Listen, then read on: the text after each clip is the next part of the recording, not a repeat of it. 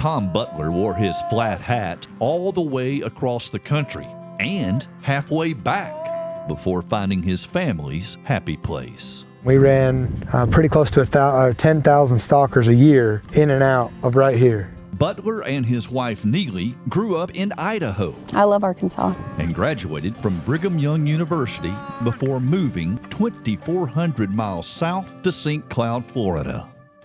Tom worked 2 years for a cattle and citrus operation in the Sunshine State, and then this opportunity opened in the Ozark Mountains, just a few miles south of the Missouri border in Oak Grove, Arkansas.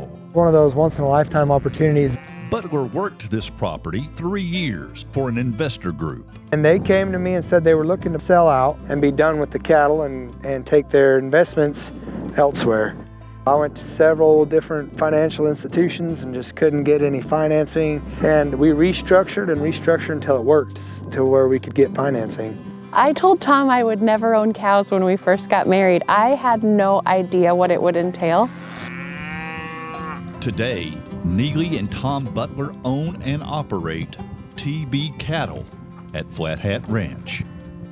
1,000 mama cows and 40 bulls on 3,000 acres in the Ozarks. I thought very small with like all things cattle. He had started out in education, like different degrees, and none of them were working out. And I'm like, what do you love? Like, what do you want to do? And he's like, I love cows. And I was like, all right, I needed humbled. I said, let's go in that direction. And as soon as we did, everything started to click. I think we noticed right off that first year after selling those heifers, I think we noticed that we needed to start retaining our own heifers because we could better control the genetic potential of our cow herd by keeping our own. And so I want to keep my herd right where it's the peak productivity to where we're able to make the most money that we can on this cattle deal, because that's the only way we can survive. You can make a living with it, obviously, but also it's easy to teach lessons about God on the ranch.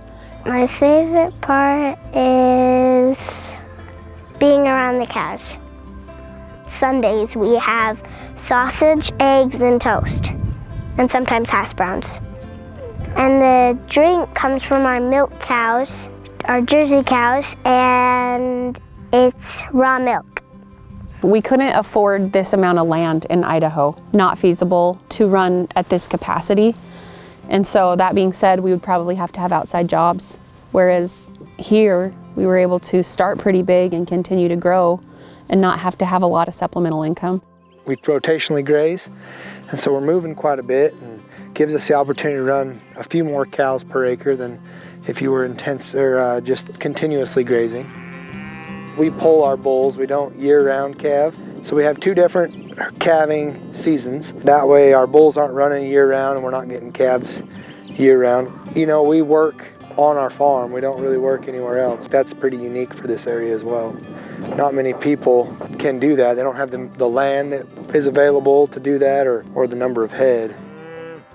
And so when people talk to me like saying, you know, you have such a cool, like you guys are homesteaders and stuff, I say, you know, we are agrarians. We love the land and we live on the land, but it has to go really deep in your heart for you to really embrace it to this level. We love draft horses. We like to kind of get a little bit more size and strength on our ranch horses. So we drag calves and we move cows and doctor everything horseback. Don't get me wrong, we still get those side-by-sides out and ram and cram when we need to. But we really love horseback riding and doing work from horseback, and it kind of feels like we're keeping the traditions of the West alive a little bit. Yeah, I love the atmosphere when there's a lot of cowboys out here with their horses and roping and stuff. It's so fun. Demand for beef is high, and so hopefully we can kind of ride this for another 3 years. If we can do that, then that'll put us in a pretty good situation where we can kind of coast through the hardest parts. The loans on cattle are steep and the interest rates are high, but you know, they're only a 7-year loan. And so if you can make it through the 7 years, you've done it. And what I'm trying to do is, instead of just making it through the 7 years, I want to have a young herd that at the end of 7 years is still worth something. I'll keep every heifer and then I sort 3 times. So by the 3rd sort, I usually have a pretty good group of heifers going into breeding season. A lot of people will buy on year 1, they'll buy some 2-year-old heifers. Well, by 7 years, they've got 8-year-old cows that are starting to fall apart. And in my hope, I keep my herd under 5 years old, 5 to 6 years old, and then they're a profitable herd. The reason we both know that we're supposed to be here is just the peace that we have. And a lot of people around here ask me, like, why did you come here, and why would you want to come here, be away from your family? And I mean, we just feel really right about it, and it just feels like this is where we're supposed to be. I love Arkansas.